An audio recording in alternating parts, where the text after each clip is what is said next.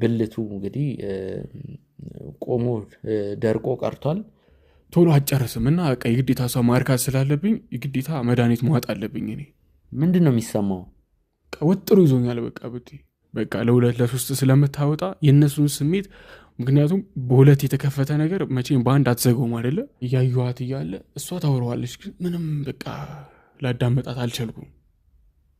እኔ ገለዋን ነው ዝም ብዬ የማየው የነበረው እኮ። ራሷን ጠይቃት። እኔ ስለምትለው ነገር ምንም አውቀው ነገር የለም። ገብተዋል። ባይገርም በቃ ምንም አትረካም። ብታይ ታውቃለህ፣ ከኔ ጋር ሴክስ በቃ የተለያየ ነገር ነው የምናደርገው ከእሷ ጋር። ማን እንደሆነ በደንብ ነው የምታውቂው። ነይ በእናትሽ ነይ። ማን እንደሆነ በደንብ ነው የምታውቂው። በስትነካካኝ ምንም አላልኳትም። በቃ ደስ ነው ያለኝ። ጭራሹ የባሰ ማለት ነው። መድኃኒት ውጣለሁ ምናምን ብዬ ነበር ብዙ ሰዓት እንድቆይ ምናምን። በቃ ሙሉ ነገሬ ነው እኔን ያሳጣችኝ። ከስራም እንድባረር ምክንያት የሷ ናት።